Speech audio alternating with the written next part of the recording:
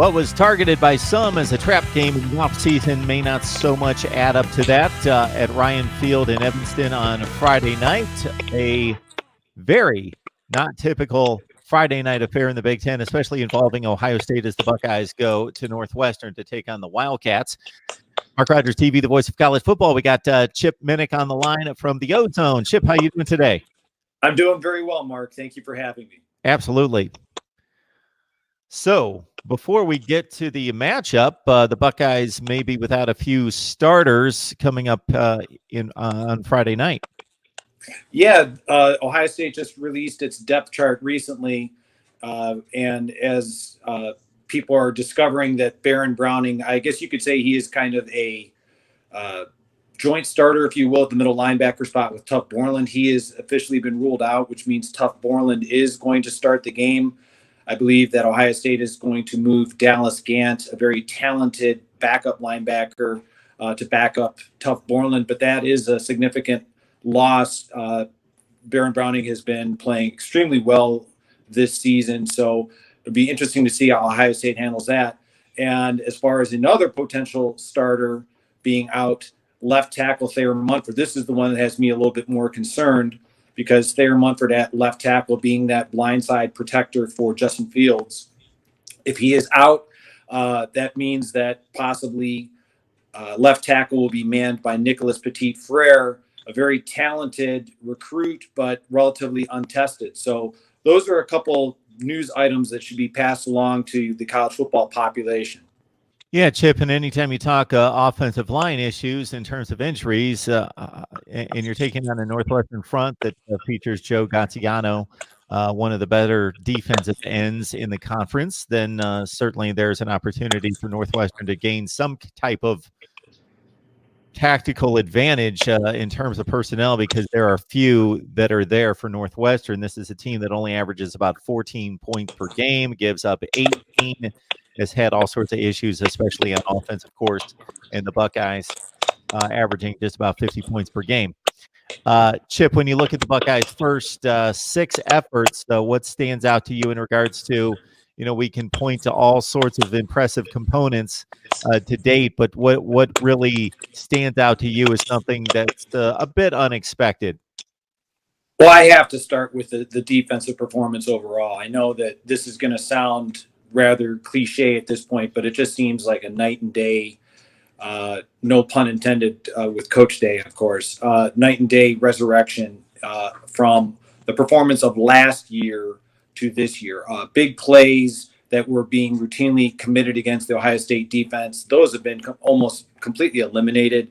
We were talking just a moment ago about Baron Browning being out. He's one of the beneficiaries of just marked improvement at the linebacker spot. And so a lot of credit has to go to the new coordinators and new defensive coaches that Ryan Day brought in. Specifically, Greg Madison came in from Michigan. He's listed as the co-defensive coordinator with Jeff Hafley, who coaches the secondary. The secondary's been playing extremely well. I want to give credit also to Al Washington, who's the new linebackers coach. All of the players, such as Baron Browning, have been giving the new coaching staff, the new defensive coaching staff specifically, a tremendous amount of well-deserved credit, because I think they have simplified the scheme. The players are playing faster. They're not overthinking. They're not over-pursuing. So as I said a moment ago, the big plays have been dramatically reduced. That, to me, is the biggest thing as an Ohio State fan that I have seen, is the biggest difference between a year ago to comparison up today. The first test appeared to be possibly Cincinnati. That was a whitewashing at 42-0 at the Shoe, and Cincinnati's proven to be a pretty capable team since then. Then was the trip to Nebraska that a lot of people eyed, including myself, during the offseason as a possible, I wouldn't call it a trap game. It was right dead center in front of Ohio State, but in regards to fitting that Iowa-Purdue narrative, that didn't turn out to be anything close to it at 38-0 at halftime. And then the latest was Michigan State, which, of course, more so than any program in the Big Ten over the past 10 years, has given Ohio State fits in big games, but not so much the last time just a few weeks ago. So were you surprised by the ease of Ohio State getting through those 3 opponents in particular? Absolutely. I would be less than candid if I didn't say that prior to the 2019 season beginning, I was actually one of the people who believed that the Nebraska game was the most likely loss for Ohio State coming into the 2019 season. Going back to when you were talking about Cincinnati, I forecast that as being a difficult game simply because of the fact that Luke Fickell and Marcus Freeman, who is the Bearcats defensive coordinator, their tremendous familiarity with the Ohio State program, especially the personnel within the Buckeyes program. I thought that would be a 4-quarter game. It completely turned out to be anything but that. You already referenced the idea of Nebraska being completely dominated. Did not see that one coming. And as far as Michigan State, I was in attendance in the Horseshoe in 2015. So I'm always one of those Ohio State fans that kind of looks at Michigan State very, very cautiously. And I guess you could say, growing up, the ghosts and the scars of 1998, the 2013 loss, those losses have not ever left my psyche. So even Michigan State, they played Ohio State tough for the first few moments of that game, and then Ohio State in the second quarter turned it on, and that game was essentially over at halftime. So I would be less than honest if I had said, oh, of course I saw Ohio State was going to be handling their opponents with ease, because as I said a moment ago, the defense has been so dramatically improved that is, I think, is the major catalyst for why you see Ohio State being so dominant this season. Got Chip Minnick on the line from the ozone.net. Please join him and the rest of the staff, Tony Gerdeman included, as they bring you Ohio State football coverage on a daily basis. Also, help us build the channel by grabbing the Amazon link in the description section below. Christmas is coming. Just grab the link. It's the same shopping experience. It doesn't cost you an extra penny and helps us maintain Mark Rogers TV, the voice of college football. Rare Friday night for Ohio State and Northwestern. The Big Ten has been reluctant to give in to Thursday and Friday games. They have over the past decade. This game being moved from FS1 to the Big Ten Network due to the American League Championship Series. Does this give it any type of different feel for you, or a smidge chance increase of Northwestern possibly pulling off an upset? Well, let me answer the second part first, if I may. I don't believe that this necessarily helps Northwestern in terms of the possibility, the smidge chance, as you referred to it, of the upset. I think that the talent level at Northwestern is what it is. I think the talent level at Ohio State is what it is. I'm not necessarily convinced playing on Friday night, Saturday afternoon, Saturday evening is going to make that big of a difference. Speaking as a lifelong Ohioan, you were talking about the fact that the Big Ten being reluctant to engage in the Thursday night, the Friday night games. Just as a native Ohioan, for the record, I'm against the idea of the Big Ten doing this. I understand why they did it. I understand why Commissioner Delaney went through it, but I also, you can count me among the people who think that this is a bad idea. I think if anything, the idea that with Ohio high school football being so preeminent, and I don't mean to disparage any of the other member institutions, their high school football within their state, but there is something sacred within Ohio with the idea of like Friday nights, the communities going out to support their local teams. And I think that this takes away from that dramatically. I guess you could say on the recruiting side of things, I don't see how this is a benefit to either program, Northwestern or Ohio State, or any Big Ten institution that engages in this, simply because of the fact that being a Friday night, you would not possibly be able to invite recruits to these games because they're participating in their own games. So I don't necessarily see that the big benefit to this. I understand why it was done for financial reasons. I know it benefits the member institutions, but you can count me in as being against the idea of Friday night football. That should be reserved exclusively for high schools. And I think that the mere fact that this is going to be a logistical challenge, if you will, within Evanston for parking, for people that work within the Chicago area trying to get to the game. I think that the negatives, in my humble estimation, outweigh the positives for Big Ten football on Friday night. Yeah, it's exposure and money is what it adds up to in regards to benefits to the Big Ten in particular, because if you restrict all your games to Saturday. You basically have the time windows, noon, 3:30 Eastern, and then prime time. And obviously, you're competing against each other. And for those people that are really locked in on the Big Ten and want to see multiple teams play, they can only do so much. And then you spotlight this game, which I believe there's one other game, Pitt and Syracuse, being played, but this being Ohio State.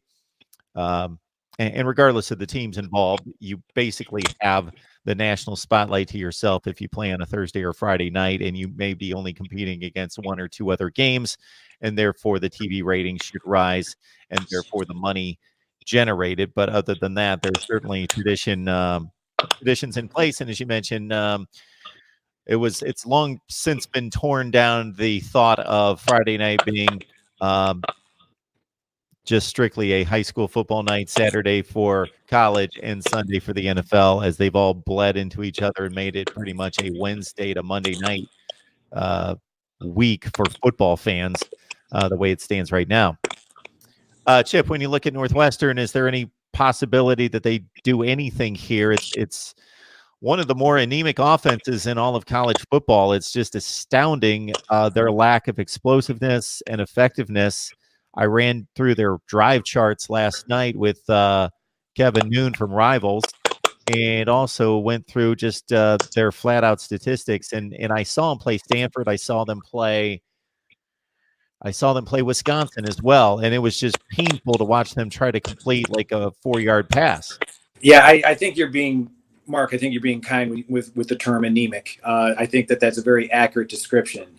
As somebody who has a tremendous amount of respect for Pat Fitzgerald as a coach, this is just my opinion, that looking at Northwestern as a Big Ten fan, I was one of the people that going into this season, I really thought, okay, this could be an interesting game based on the way that Northwestern played Ohio State last season in the Big Ten championship. Now, last year, you'll recall, and your viewers will recall, that Northwestern, they had a 4-year starter in Clayton Thorson at quarterback. And in the offseason, it was kind of the discussion was, well, we have this very ballyhooed transfer quarterback, Hunter Johnson, former five-star recruit coming in from Clemson. It seems to me, as a college football fan, that Northwestern maybe overestimated Hunter Johnson's impact. He hasn't been playing well. The quarterback position has been playing well.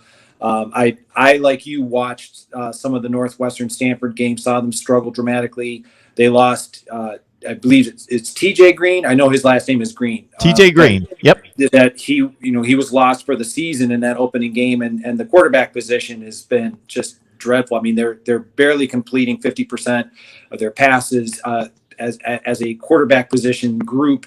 They have 2 touchdowns total, 8 interceptions. They're, like you said, less than 5 yards. Their average play, I mean, it just is when you look at that's their passing game. Their running game, again, they're kind of the victims of an inconsistent passing game. So I look at Northwestern as having watched portions of, like I said a moment ago, the Stanford game, how they played against Wisconsin, how they played against Nebraska. I think that they are traditionally strong on the defensive side of the ball, but sooner or later, as I anticipate this game going, is that Northwestern will be doing everything they can to slow down Ohio State, much in the manner and fashion that Michigan State did a few weeks ago against Ohio State. But sooner or later, I think Ohio State's depth and their speed specifically is going to be too much, and it's going to break the game wide open for Ohio State. So I think Northwestern, they're going to put up their best effort, but I think you would agree that there's a reason why Las Vegas has the line where it is. And I often tell people there's a reason why there are often brand new shiny buildings being built and constructed in Las Vegas on a yearly basis. They seem to know what they're doing. So I think it would be highly unlikely that Northwestern's going to be able to pull this one off. Yeah, it's a Northwestern club under Pat Fitzgerald, and he's done an outstanding job. Of course, they reached their first Big Ten championship game last year, but done an outstanding job taking less talent than most teams in the conference and succeeding to the point that they have in recent years. They typically have much more efficient quarterback play, as you mentioned, with Clayton Thorson, and they've produced a slew of NFL quarterbacks actually in the last 10 to 12 years. The likes of Jeremy Larkin and Justin Jackson at running back. So they typically have a more explosive back that they can lean on. And they don't have the perimeter players that scare you, but they typically have a tight end or a wide receiver who are capable and productive. And with a decent offensive line, they're able to put together some mid-level, mid-range Big Ten statistics and productivity. But this year, they just really have almost none of that. And it's, again, been anemic against defenses that haven't even been that good. Nebraska's defense has been a sieve against everybody else. They give up 10 points in regulation to Northwestern. The Stanford defense, I thought at the time, okay, well, Stanford's a top 25 team, and Northwestern's struggling, so that's not good for Northwestern, but didn't realize that Stanford was going to turn around and start giving up 45 points to the likes of USC and UCF. So they are really, yes, I'll go back to the term anemic in describing Northwestern. As you look down the line, is it Wisconsin or Penn State that provides the bigger challenge, do you think? In my estimation, I'm going to go with Wisconsin, simply based on the fact that Wisconsin, just that physical style of play that they have. And I want to give credit to Wisconsin for the simple fact that in 6 games, they've pitched 4 shutouts. And I don't care who you're playing. It was very easy to initially kind of say, oh, well, they haven't really played anybody. But when they're starting to do that kind of thing against a team like Michigan State, who Ohio State has played, and I just think that offensively and defensively, Wisconsin is a bigger threat than Penn State. They're both, I don't want to discredit either program. They're both going to be tremendous challenges for Ohio State. I think as an Ohio State fan, I'm counting my blessings the fact that those games are going to be at home. The Wisconsin game is already declared as a 12 p.m. kickoff and will be televised by Fox. It will not surprise me in the least at the end of November if the same thing will happen for the Penn State game being a noon kickoff, because that seems likely that both teams have a legitimate chance at both being undefeated. But I would rank Wisconsin being slightly ahead of Penn State on the concern meter as an Ohio State fan. I think it also needs to be mentioned that from a talent standpoint, that Michigan provided the biggest challenge to Wisconsin on paper in terms of talent. And even though Wisconsin gave up 14 points, they were meaningless points. They shut them out when it mattered, led 35-0. The 2 touchdowns were meaningless. So even the non-shutout for Wisconsin may have been the most impressive in taking down the Wolverines in a complete annihilation when it really mattered. Chip, we appreciate you stopping by to break down Ohio State football, and of course encourage everyone to jump over to theozone.net to check out Chip's work, also Tony Gerdeman there and breaking down the Buckeyes. Appreciate it. Thank you very much.